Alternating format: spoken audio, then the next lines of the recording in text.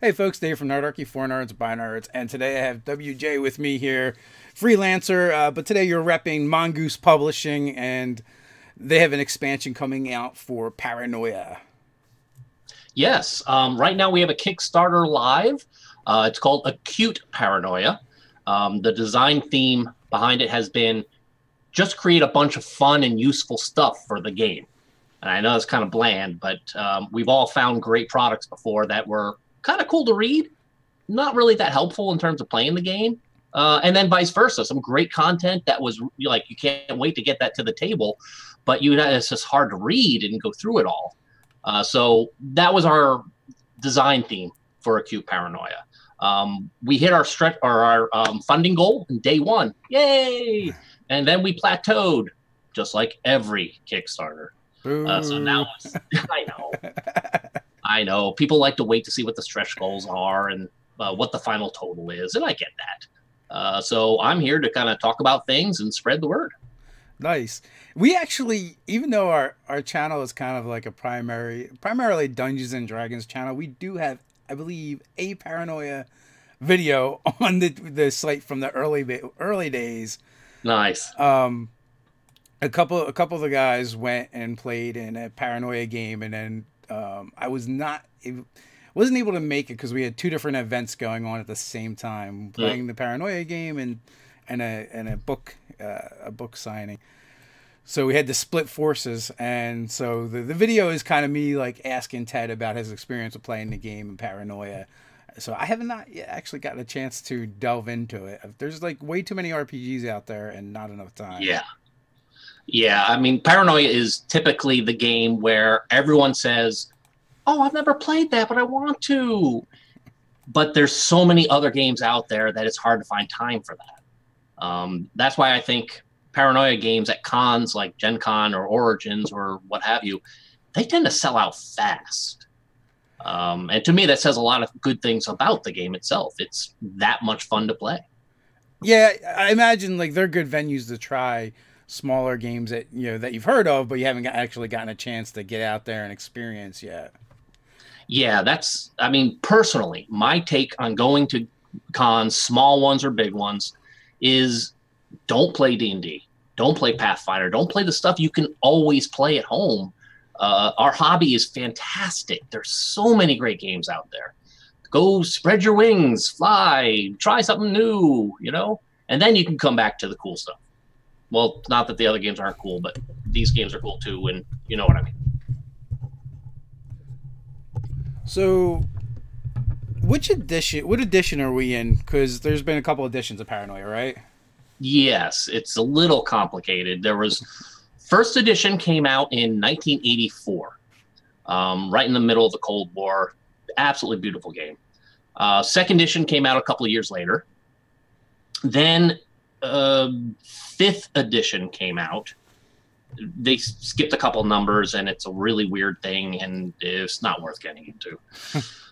But then Mongoose revised it back in 2004 with the XP edition, which you cannot call the XP edition, thanks to Microsoft, and I'll just leave that be. But then Mongoose reimagined it, and I believe it's called the Red Clearance edition now. I usually just call it the latest edition. So this is the one you're working on. I would guess this is probably your favorite, because you're working on it. Because I find like generally like your favorites are always the projects you're working on. What are some of the changes that they've made from previous editions that make this one better? Sure. Well, I worked on the XP edition as well. And so I'm not sure if I like that one better than the other. They're different enough that I don't like to compare them. So some of the changes that they made for this edition, probably the biggest is the use of cards. Wait, here's one. Boom, suddenly knives. One of my personal favorite cards. They actually have cards that you use during the game. There's cards for equipment, for your mutant power, your secret society, and then action cards. Just when you're in the middle of combat, you can play cards that change what order you go in. how you do things. There are cards that simply say, this is amazing, critical success. Let the GM explain how everything turns up roses for everyone.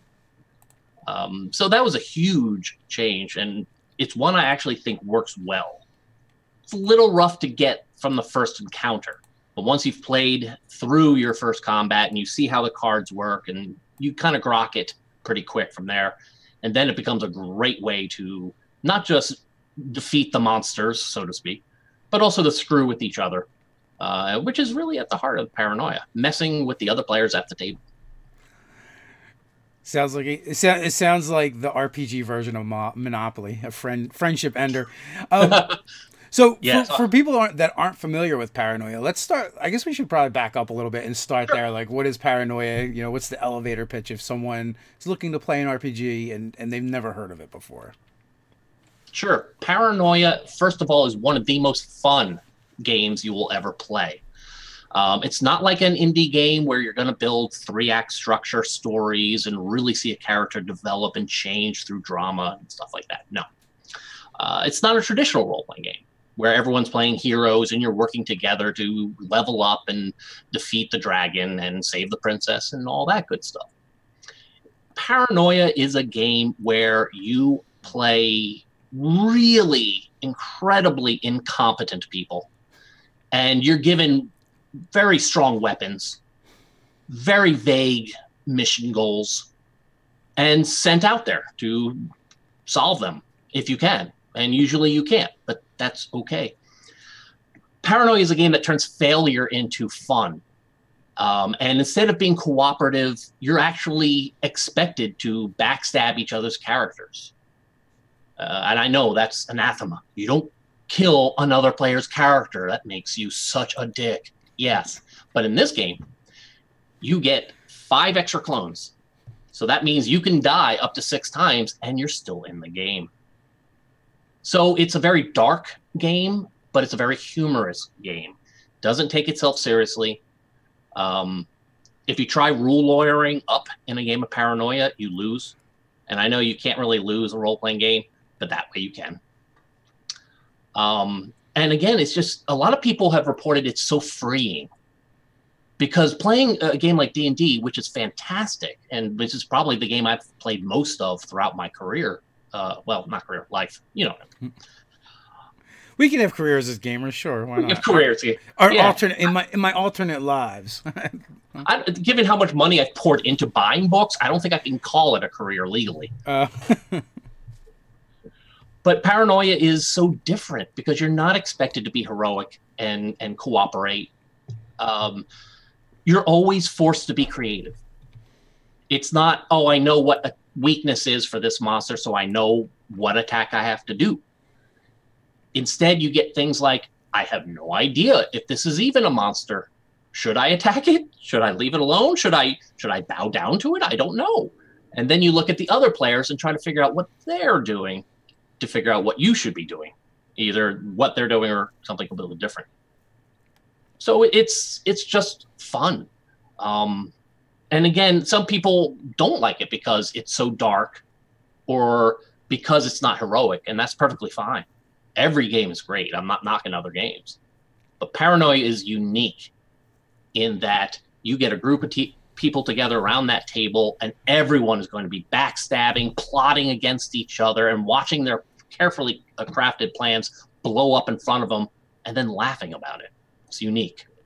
I feel like it's dark, like you say, but like kind of like the objective is making fun of that darkness with the way the game plays out. Yeah, you could say Paranoia in a lot of ways is a satire of role-playing games. Because instead of cooperating, it flips it and turns it into backstabbing. Instead of playing heroic, super strong, super competent people, you're playing troubleshooters who probably don't know which end of the laser to point at the bad guy. It kind of makes me think of, what was it, One Flew Over the Cuckoo's Nest with... Jack Nicholson. So... Yes, there's a little bit of that. All the characters... here's a perfect example. In Paranoia, in the setting, it is illegal to have a mutant power, like an X-Men kind of pyrokinesis, flying, that kind of thing. every character is a mutant. So you enter the game knowing that every other player has a secret that could get their character executed, but you can't prove it yet. And worse is they know that about your character as well. So there is a lot of kind of, what do I show? What don't I show? What do I keep hidden? When do I use this power? That sort of thing. Oh, you know what? Actually, I quoted the wrong movie. I think I'm thinking of The Sleeper. With Sleeper, I don't remember. Woody Harrelson. He like wakes up in the future. It was an older, the Woody Allen movie. Yeah, that's it. Woody Allen. Yes. And I was a little kid watching it, so it's been a while. I probably should not have been watching it in a while, except for the Orgasmatron. So Carbon Fortress has a good question. I think people would like to hear about the setting itself. Personally, what changes have been made to make it more modern. So there's definitely a lot of people I see in the chat quoting different things from the game. Frank Computer obviously comes up a lot. Mm-hmm. About the setting, yeah. When the game was made in 1984, the biggest satire was the Cold War. Troubleshooters back then were hunting down communists more often than not. And it was specifically done because this was a very serious topic. And a lot of times, if you satirize a serious topic, you take its strength away. And it doesn't become as scary or as intrusive in your life anymore. Plus, it's part of that dark humor again. It's fun to make fun of that. So one of the changes that has been made with this new edition from Mongoose is we're going away from communism somewhat. It's still there. Don't worry. You can still call someone a commie mutant traitor. It still works. But the focus has been more on terrorism. There was talk in the earlier editions about bringing up terrorism more and more, but that was right after 9/11 happened, and that was too sore of a subject to bring up. But now the designers feel, and I agree, that this is something that's become a bit of a constant boogeyman for society. And it is something, therefore, ripe for satire. So that was one of the changes. Less on the communist bit, more on terrorism. But other than that, the setting for the most part is still the same. You still have Alpha Complex, giant domed and underground city where everyone is required to live. You still have the computer, a sentient program that runs society and that loves you really, really too much.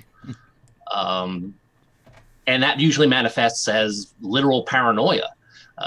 The computer, for example, divided the society into security clearances. And it's based on color, like the Roy G. Biv, if you remember that. And the higher you are in clearance, the more important job you get in society. But it's not based on competency. This is not a meritocracy, folks. This is based on trust. And trust defined by an insane computer program.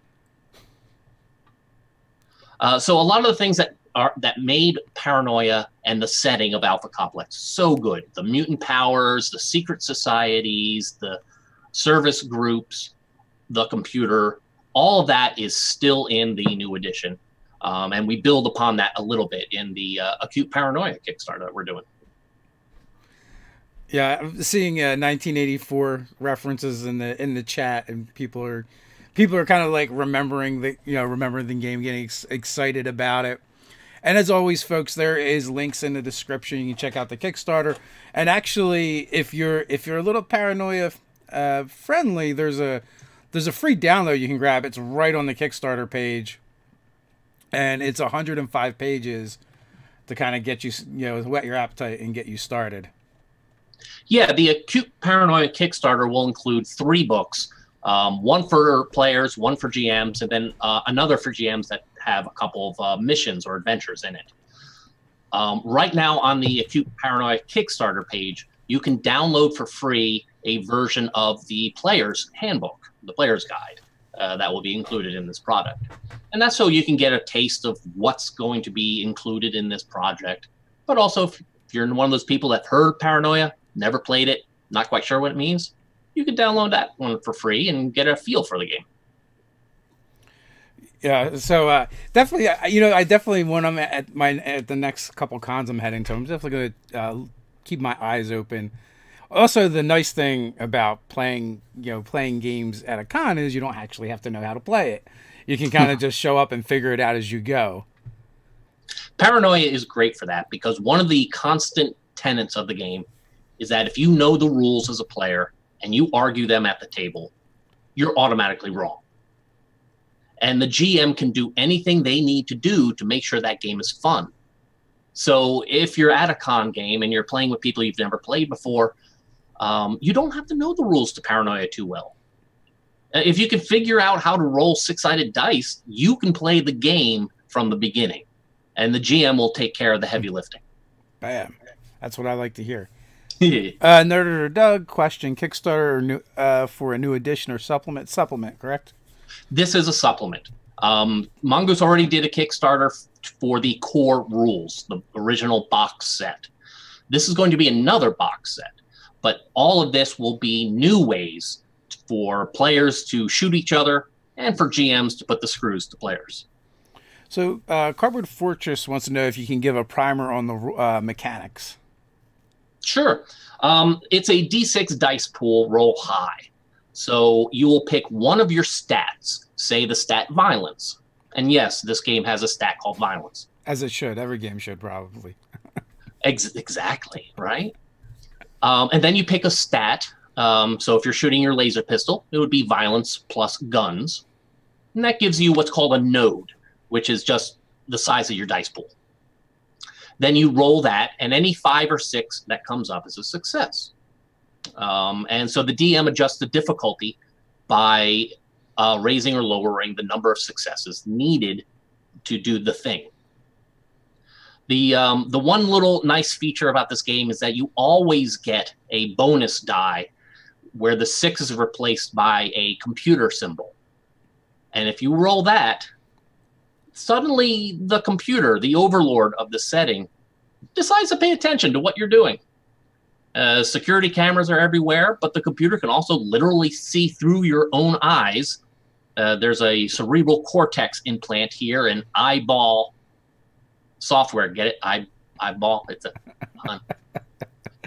Yeah. But it can watch what you're doing, so you could be shooting your team leader in the back, literally, and suddenly, bing! Hello, troubleshooter. Would you care to explain exactly why you're shooting your team leader in the back? So that's the core mechanic. It's really just a D6 dice pool.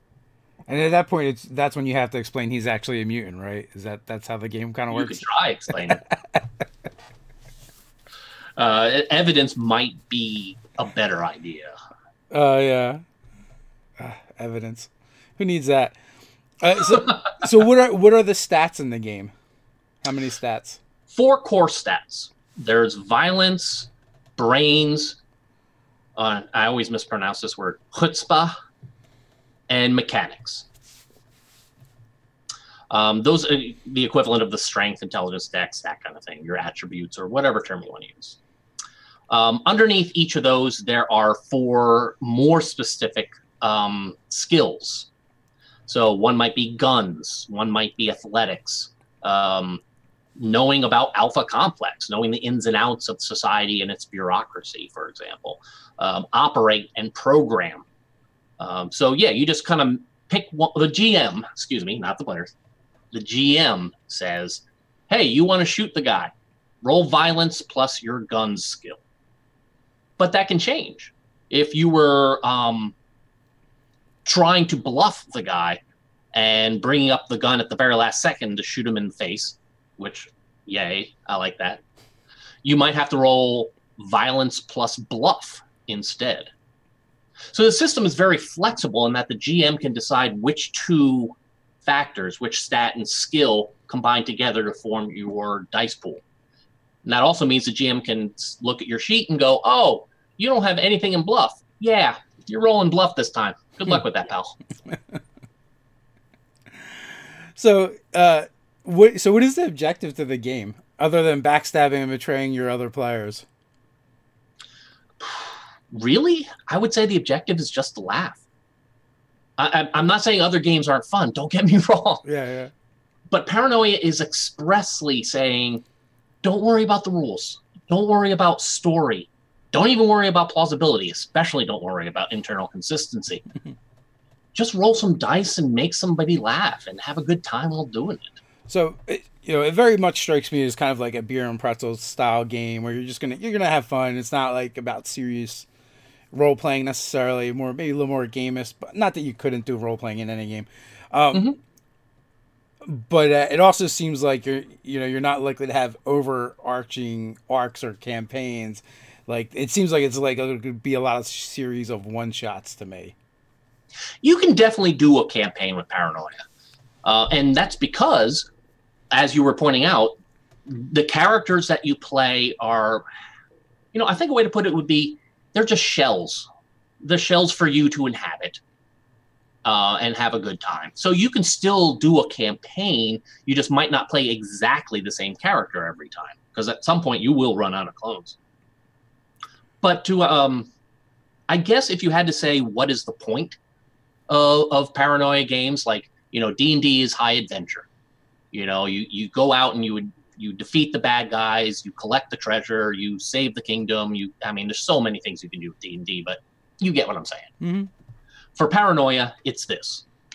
You are troubleshooters, which means you're kind of like volunteer policemen. You're given a gun, armor, no training, and then you're sent on a mission, and you have to solve this mission. Now, this mission on the surface is always going to be about fighting terrorism, saving loyal people, and protecting Alpha Complex and the computer.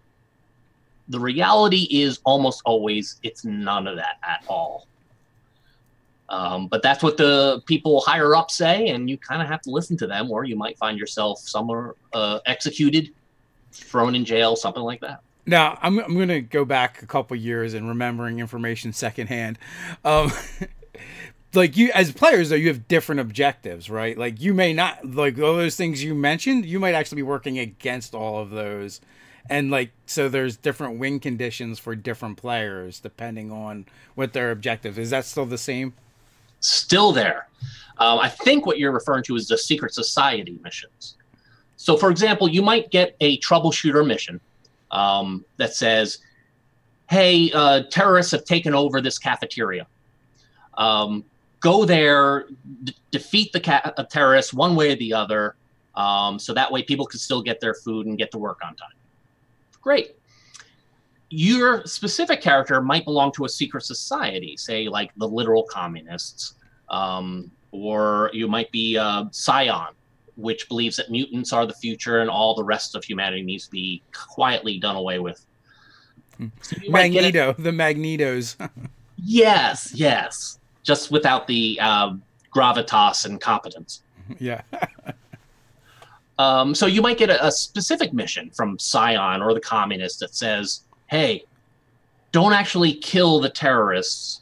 And while you're at the cafeteria, sprinkle this chemical into the food there, which will start a riot and do something which apparently works for the secret society, but who knows? So yeah, in any given party, you'll have roughly half the people who are like, yes, let's do this mission. Let's solve it. And then the other half going, it'd be kind of a good thing if this didn't work. And then as a player, you're challenged to figure out how to get out of that catch-22. How do you not get in trouble for failing the mission, but how do you not get in trouble for failing your secret society mission as well? Hence, let the backstabbing begin. Yes. Oh, yes. right. Sometimes those missions are as simple as, that player over there? Yeah, he's a dick.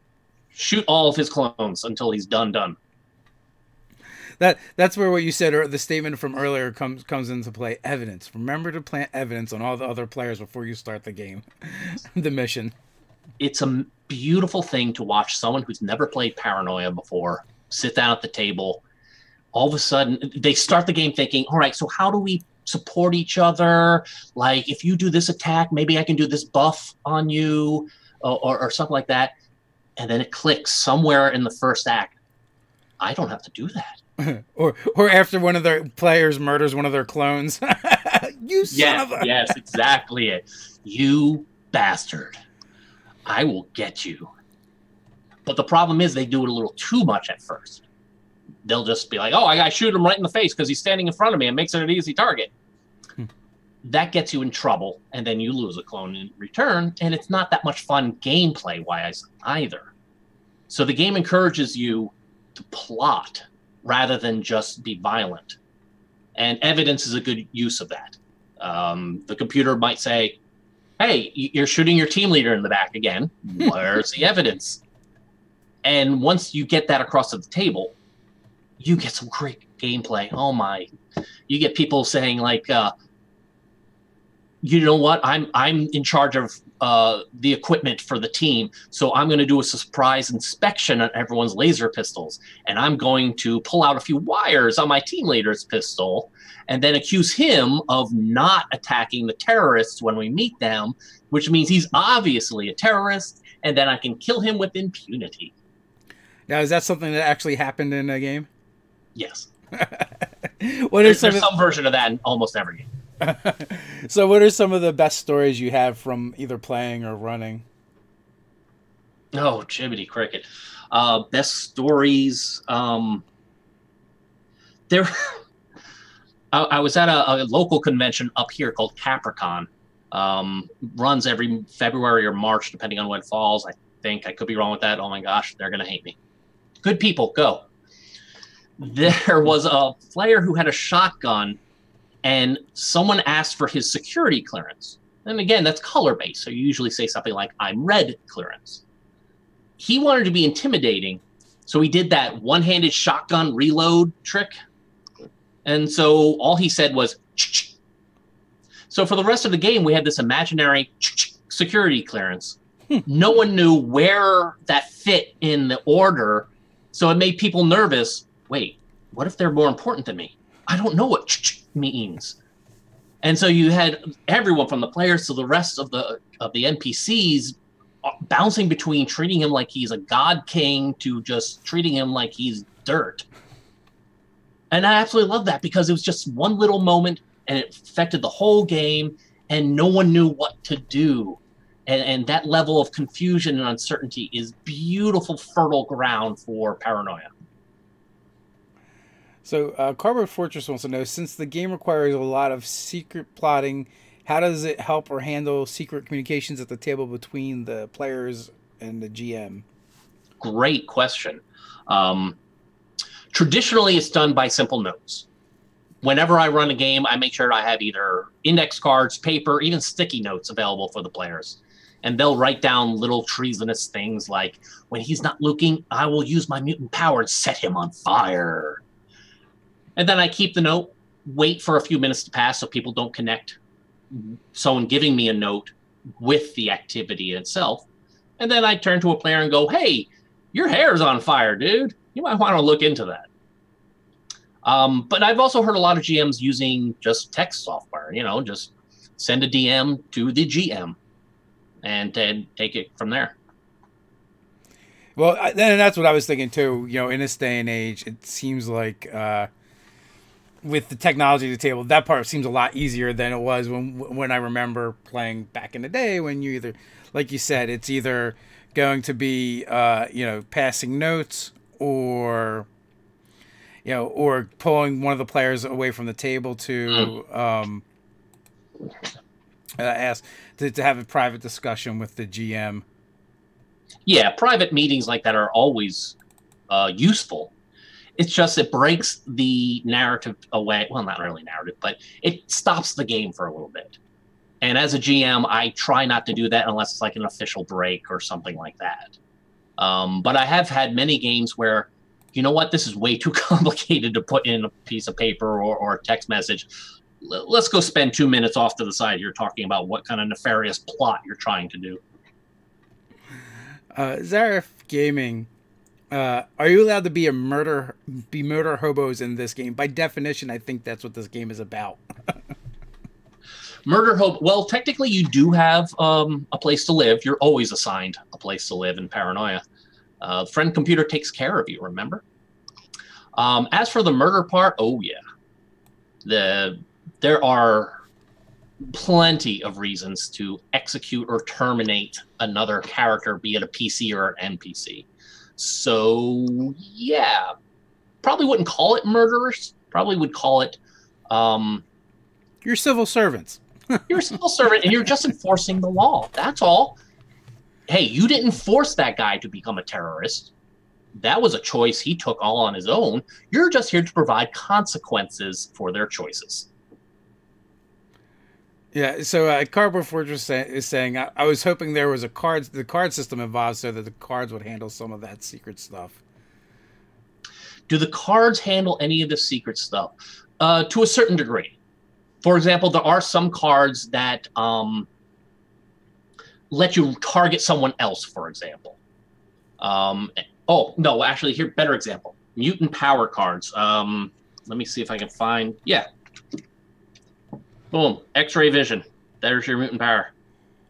You could show that to the GM discreetly. And then later on, you can use that power. So in some way, some of the cards do take up some of the note-taking that we were just talking about. Yeah. Tea time with Toby. So can players level up skills and or gear and equipment and proficiencies? What's the progression for the characters? Yeah, you can definitely progress a bit. This new system, the one from Mongoose, the in-game currency is called XP points. Just like ATM machine, you say XP points, even though it's redundant.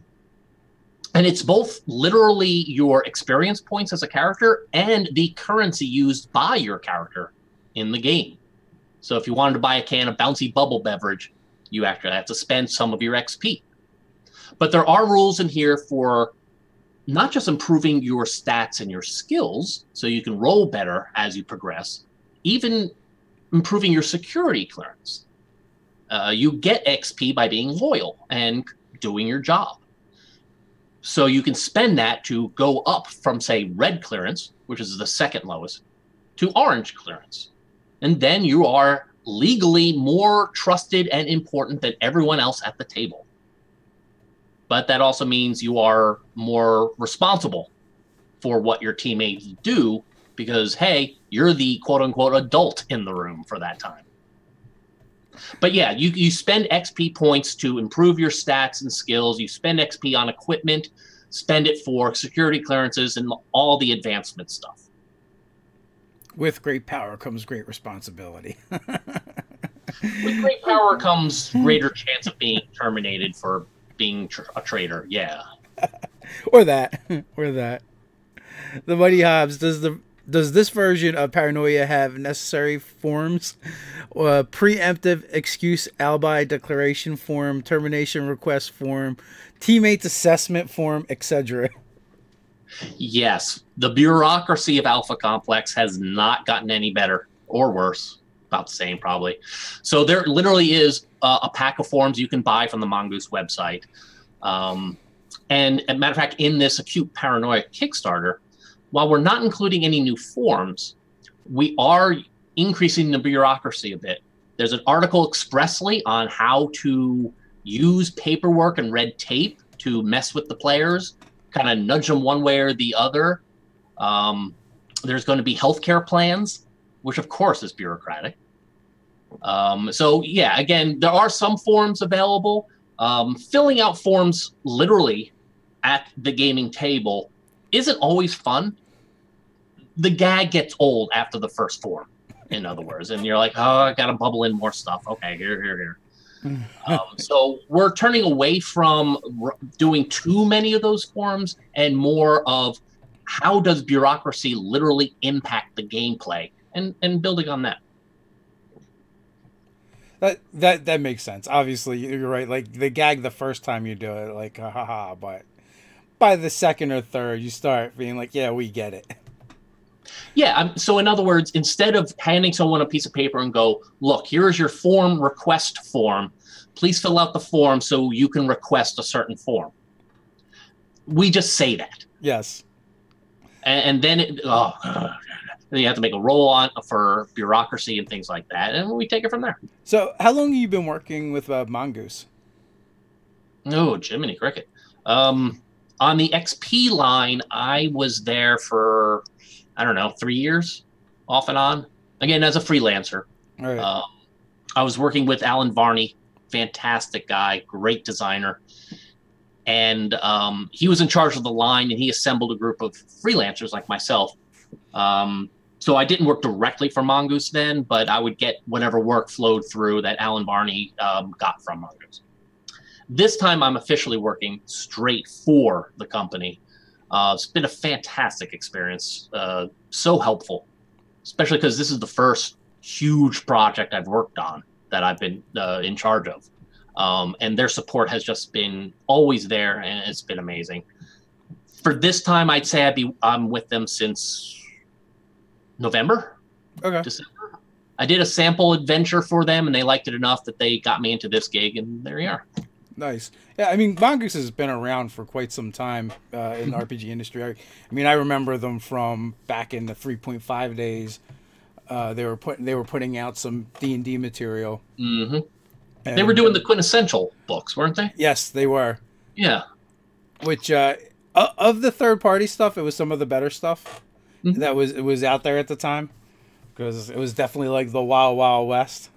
Yes, I do remember those days. I always refer to them because they had this one prestige class, and I don't remember if it was the name of the prestige class or the actual ability, but it was called Killing Machine. And it was like nice. literally the cleave feat from 3.5. Mm-hmm. Except for as long as there was someone to kill, you could take a 5-foot step and kill them. You know, as long as they keep cleaving, as long as they died. So you just chain up the cleaves over and over and over again. Right, you could literally go around the globe just cleaving. As long as you didn't run out of peasants, you were good.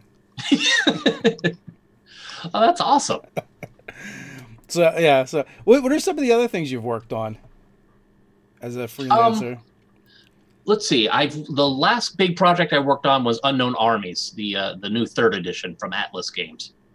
Man, I love writing for that game. It is so wonderfully weird and twisted. I created not created, but updated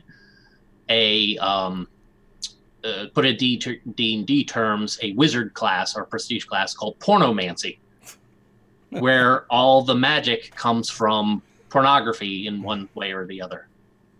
And we managed to do it without being exploitative or overly dirty, but just recognizing that, you know what, porn is a thing, and it's a powerful thing in our society, like it or not. So we built a magic class around it.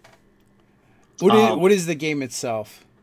The game itself is, the tagline describes it brilliantly, a group of broken people trying to save the world. Or fix the world, one of the two. Mm-hmm. It's modern fantasy, so it's sort of like Dresden Files. Modern magic is here, and it's hidden, and life goes on around it. But it's all based on obsession. You have to be obsessed in order to access magic. So someone who's obsessed with, say, drinking alcohol, you can be a dipsomancer, and your magic is based on being an alcoholic. So it does touch on some dark adult themes, but that's part of the point of the game. But that said, the game Unknown Armies is very open. It's very sandboxy. It's very much it's session 0 when you make your characters. You also decide what's the group's objective. Why are you here? And you work collaboratively with the GM to set, where's the end state? What do you want this group to be doing? How do you know you, quote unquote, won? And then the GM fills in all the spaces in between, and there's rules in the game about how to encourage players, how to set up roadblocks, how to react to what they did last session, and things like that. Now, is that the game we were talking about before we went on air? Yes. So that's the one where you're kind of like government agents trying to... sorry. No. Sorry. Okay. That game is called The Laundry. And if you're a Call of Cthulhu fan, you really should check it out. It's not in print anymore, as far as I know, and that was done by Cubicle 7. And it's a mix of James Bond and Call of Cthulhu with a little dash of Dilbert tossed in for good measure. It's based on the novels by Charles Stross, fantastic author. And the conceit is that everything Lovecraft has talked about is real. All the Cthulhu beasties and magic and all that stuff, the cults, that's all real. It's all there. But governments know about it. And so they use their intelligence agencies, their spies, to quietly and discreetly fight against the cultists, the monsters, and things like that. They know they can't defeat Cthulhu. They're just trying to delay his awakening long enough that they could try to save more people. So you've worked on quite a few, quite a few different properties here, like and genres, right? We've got urban fantasy, we've got dystopian future, we've got horror, modern horror. So do you have a preference, or you just like designing for different genres? I think my first preference would be whatever pays me, because I like work and money and food. I don't know. I guess my tastes tend to run towards games I don't get to play too often. Like, I've done some 3.5 stuff back in the day, and that was tasty. I loved it. But there's just so much content out there for a Pathfinder, a D&D, or something like that.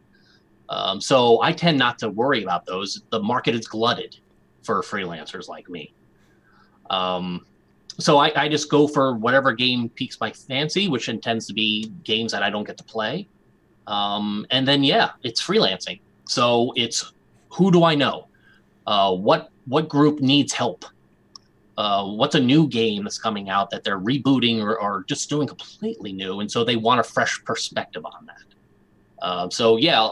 I've loved all the games I've designed for. There isn't a single one that I'm like, I did only for the money. But if someone sends me an email tomorrow and says, hey, can you do this job for this? I probably would say, yeah, as long as I have the time for it. So how long have you been working in the industry as a freelancer? Since 2005. Okay, this is a little while. Little while. You've been out for a bit. I'm very hit or miss, because I tend to focus more on day jobs and that sort of thing. Again, pay bills, pay rent, that sort of thing. So could be a year where I have only one little gig, and then there could be a year where I have multiple gigs that take up a lot of time. It's very chaotic in a nerve-wracking kind of way. Never quite know what bill I'm going to be able to pay each month. Well, that's the life of a freelancer, I think, pretty much. And then RPGs is a small niche comparatively speaking to other ones.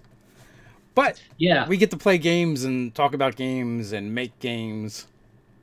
It is the utility cost of being an RPG freelancer is acceptable to me. I've worked a lot of different jobs in my life, and some of them I just absolutely hated. Even though they paid well, I just didn't like the work itself. But you know what? When we're done with this today, I'm going to be I'm going to be writing a new technique to roll a die we're going to introduce as a stretch goal to either help the person next to you or hurt the person on the other side of you to help generate some inter-party rivalries. That's my job, man. I'm so freaking lucky.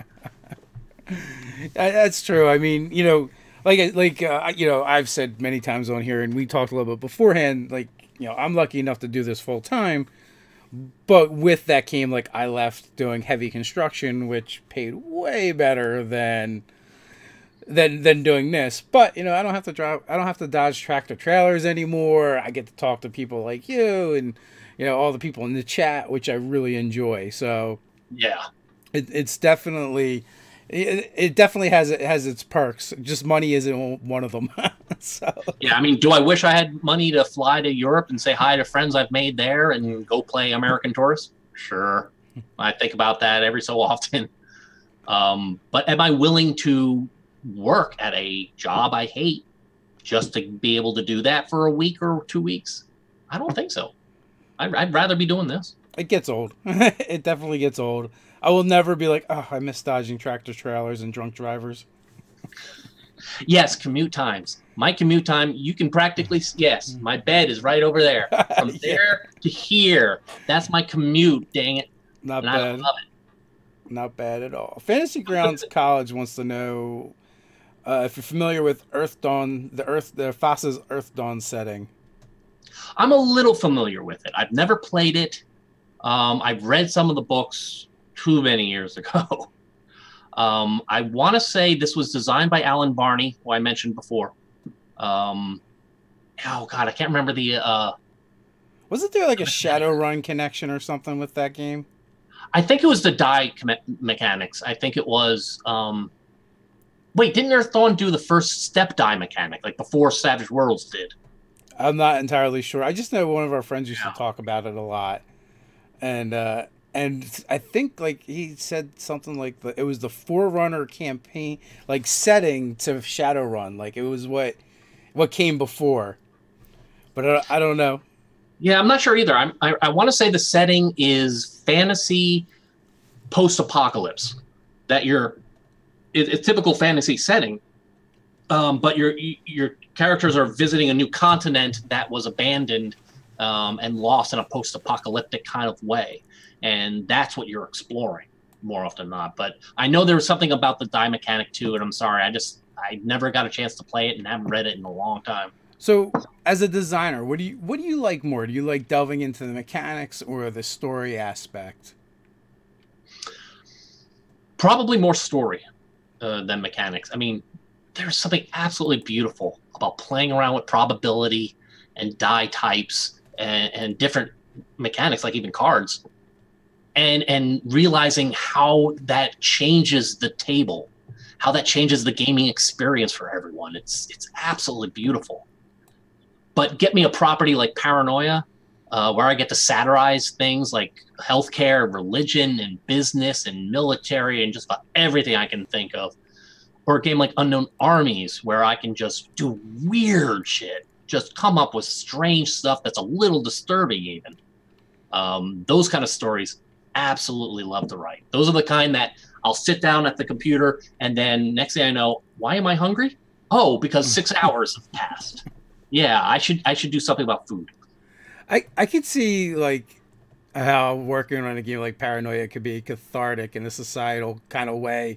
Like if you're annoyed with anything that's going on in society, all of a sudden you're like, oh, I'm going to write about this. Yeah. I mean, I'm diabetic and self-employed, so healthcare, that's a problem for me in America. And I won't go into that politics, but that's a whole can there for sure. One of the things we did with Acute Paranoia was include healthcare plans for troubleshooters because they're getting damaged so much. So that was cathartic. Yeah. Being able to say things like, yes, your insurance gives you free healthcare at any of our inconveniently located and even camouflaged locations. And create a mechanic where, yes, you have to struggle to find one of their clinics to see if you can get healthcare that you're paying for. That was fun. Yeah, Cardboard Fortress has a great idea about role-playing friend computer as possibly one of your favorite presidential candidates or figures. Yes, done in a monotone way, I could definitely see that, yes. And Cardboard Fortress, you did say you wrote for Atlas Games? Yes, that was the Unknown Armies stuff. Yeah. Have you worked on any other properties for them? No. I don't even know how I got on that project. How did we get here? How did I get it? Greg Stolze. I know Greg Stolze. We actually used to live in the same town together in Illinois, and we met at some meetups and stuff, and I helped play test some of the work he did for Delta Green, the newer version. And he is one of the creators of Unknown Armies. So he gave me a ping back in the day saying, hey, would you be interested in participating in this? And boom, there you go. So are you currently playing in any games right now? I just ended a Finder campaign. And the only reason I ended it was this project took over too much of my life. Not a complaint. I'm not going to say I'm bitching about writing for Paranoia and I can't play games. But yeah, that was the last campaign I played. And Starfinder, how to put it? I typically don't like games that get too complicated with their combat mechanics. because I am forgetful as well, you know. And I often forget, oh crap, I forgot this +2 modifier based on this one unique, you know exactly what I'm talking about. Right. And I'm standing over here with you over there. I got you. But I love the people I was playing with, and I'm a big sci-fi nerd. So seeing elves in space, that was cool. I actually like that. And I think the game actually is great. It's just sometimes it got a little too complicated for me when I spent all day working, go over to a friend's house, have a couple beers, and then try to remember every modifier that applies to my character in that situation. I need, like, I don't know, a scoreboard, sticky notes. Yeah, Someone yeah. cattle prod me every now and then to say, don't forget about the range. I feel like as I get older, the less complex, you know, I want my games to be. I definitely enjoy more rules light. It's probably why I like 5e more than any of the other versions, because you get a little bit of the complexity from some of the earlier versions, but at the same time, it's rules light for a D&D game, which isn't really rules light at all. No, but I hear what you're saying. I've played 5e a bunch of times too and loved it. I'm not sure. It's hard to compare it to like 3.5 or heck, I've played first, second editions. I've been playing since the early 80s. Yeah, it's same here. Yeah, I started like towards the tail end of 1E, and then we spent quite a time in 2E and 3.5, a little bit of 4E. We did that for like a year and a half. Oh, actually, I'm going to start a new campaign, and I think you'll like it because it's about what we just talked about. I'm going to explore the history of role-playing games. We're going to play the same basic scenario. We're all going to meet at the tavern and go off to do something different. But we're going to start with 1E. We're going to go into 2E. We're going to go into 3.5. We're going into 4 and 5. We're also going to branch out into Vampire, Paranoia, Call Cthulhu, just to see how role-playing games changed over the years, how they evolved. I want to get excited about Thaco again. You need the wheel. Do you have the wheel? The wheel? Dragon Magazine had put out in one of their issues. There was like a punch out, a cutout that you would get, and you needed you were a teacher, you know what I'm talking about. They're like tacks, but they split at the end. Yes. But it was a wheel, and you needed one of those to punch through the center of it, and you could it calculated what you needed to hit the Thaco. Okay, that sounds vaguely familiar. When every once in a while I'll see someone share it on social media, and I'm like, the wheel, because I remember my first DM using it. Yeah. God, that's actually a clever way to handle something mechanically difficult like something overly complicated. I mean, yeah, it brings into question, do you really want that level of complication in your game? But it worked for the time. So when you play, do you usually game in person or online? Oh, I much prefer in person. I've played online. I've had some great times, don't get me wrong. But there's something so good about meeting face to face and being able to read all the facial expressions, the tone of voice, and just to literally be in the same space together. They're different experiences. If I really just want to play the game, then I like playing online. Yeah. If I want more of a social experience, I like playing in person. Like I don't mind getting off topic and off track and like hanging out with my friends. It's like, this is the thing we do instead of sitting around drinking and watching like a sports event. Yes. That's a very good way to put it, actually, the social aspect. I mean, sometimes I think if I want to play a game and I'm at the computer, I'll just play a video game. It does the math for me. I get to blow stuff up. The graphics are evocative and I like it. But if I actually just want time with human beings, which is an important thing when you're a freelance designer, living, your office is where your bed is. Going out and reminding yourself that humanity is a thing is a good thing to experience. Yeah. Well, it's not just that, but like for the longest time, I got married, had kids. The kids were younger, so other than going to work, the only socializing I would really do, and the socializing I'm doing at work wasn't great. I worked in construction industry for a long time. Right. You know, so you get all walks of life there. They're not the people I would normally choose to hang out with and socialize. So, you know, when Saturday night would come around, it was time to game. Then for me, it was just about as much about getting together with a group of friends as it was actually the thing that we were going to be doing. Yeah, there was a Reddit question a couple weeks back. I can't remember it exactly, but it's something like, what makes you decide to play a game or not? You know, what elements inside an RPG do you say, yes, I want to play that, or no, I'm not going to touch it? And for me, the answer was, who am I playing with? I don't care the game. I could be playing Aftermath, one of the most complicated role-playing games ever made, I believe. And if I'm around the table with some cool folk, whether they're old friends or even just new ones I met at the cons, yeah, I'm going to have a blast because I can make some jokes and interact and be social.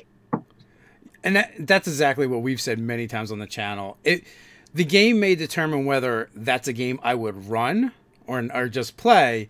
Yeah. But that being said, like if it is happening with a group of people that I want to spend time with, then I really won't care about the game so much. Like Pathfinder's not my jam, but if a group of my friends that I really want to spend time with are going like, hey, we're going to do Pathfinder, be like, all right, I'll play that. But if they're like, no, we need you to run that, I'd be like, no, thank you, I'll pass. But here's some other games I might run instead. Yeah. You know, but yeah, it's like you said, it's about, you know, who's at the table, who do you want to hang out with, who do you want to spend your time with. And I've left great games before. What's the Dread? The one with the Jenga tower. Yeah. Fantastic game. Such a cool idea for resolution. But I joined a con table, and there were some folks there making some inappropriate jokes about people's sexuality and gender. And it made me not like the game anymore, so I just bowed out and left. So even though I loved the game, it was the people that soured that for me. Yeah, it could be the best game in the world, but if it is a bunch of D-bags playing it, you're going to be like, I can't stay here because I'm just going to the D-bag element. Yeah. You got to see how the D-bag quotient is before you play, which is you can't. That's the thing, especially going to cons. You can't tell that D-bag quotient ahead of time. That's not printed in the program. Yeah, it's not on the badges. So it should be. It should be like a stamp or something, certified D-bag. Or certified not. I'm making a lot of jokes about women here. We're cool with that, right? I'm going to be racist. I'm going to be sexist. I'm a good person. See, we really do need Friend Computer. We can figure this all out. Yeah, see? Friend Computer. Actually, that's one of the weird things about this game. I was talking about that with someone the other day. Even though this is definitely a dystopia, the setting, Alpha Complex kills more people than it ever should. There are surprisingly good aspects to it. The computer bans discrimination, except for terrorists. Then you can kill them all you want. They're not real people anyway. Right. But any kind of discrimination based on sex or gender or race or anything like that is just getting in the way of efficiency and production goals. And so it has to be stopped or you get in trouble. And it's a sick way of approaching that. Don't worry about being a nice person. Just keep production quotas up. But at least it's there. Yeah, absolutely. Greg Ingber, hashtag Terrorist Lives Matter. Probably not the Friend Computer, they don't. Greg Ingber? Yeah. He's one of the designers on the team for Acute Paranoia. Oh, okay, cool. Welcome, Hi, Greg. Thanks for weighing in. So are mutants automatically considered terrorists? Or are they something different? Yes and no. A mutant may approach the computer, apologize for their DNA, and ask to be a registered mutant. In which case, they're not terminated. They can use their mutant power for good, but society treats them like they're wearing the Scarlet A. So you end up being on the bottom rung socially in this society. And you're the first one to take the blame when something goes wrong because, hey, we already know something is wrong. If you hide your mutation, then yes, you're considered either a terrorist, at least a traitor, because you had a chance to admit and you chose not to. So what else are you hiding? And then you more likely than not get executed. But there are other punishments, like you might get your brain scrubbed. Not literally, just combination of invasive psychotherapy and drugs to wipe your brain clean, start anew. Although from the picture that I found on the Kickstarter, it did seem like literally. It literally can happen. I'm not going to try to infringe on any Paranoia GM's world. You do what you want. But there's other punishments, like getting a facial tattoo that says, "Don't trust me." That way everyone knows straight from the beginning not to trust you. You might get fined. Or public hating. You might be told to go to a public square and everyone signs up and shows up and spends a good half an hour just hating on you for your treason. Well, on that note, we're up on the hour mark. What do you want to leave people with before we head on out? Go to the Kickstarter. Yes, this is the plug time right now. Go to Acute Paranoia. We've hit that plateau. We need more backers so we can hit our stretch goals, because there's some amazing stuff coming down as stretch goal content. Plus the game itself. Like someone once said, even if you don't play it, it is such a pleasure to read. And this time the team of writers we had a couple experienced writers from the old lines, a couple of new ones, to bring in some fresh ideas and to blame them for anything that goes wrong. But this brings a lot of fun, cool things to do with this game. And Paranoia, it's one of the most legendary role-playing games in history. So please go to Acute Paranoia's Kickstarter page, back the project, and help me feel better about myself, pay for gas money and things like that. You know, usual stuff. That was one of the best plugs I've heard so far. Thanks for being on, WJ. I really appreciate it. It was great talking to you. Thanks for everyone for hanging out in the chat, and of course, in the description you can find links to website, social media, and of course that Kickstarter. If nothing else, go download the Quick Start Guide and check it out and decide for yourself if it's something you're interested in or not. But until next time, stay nerdy.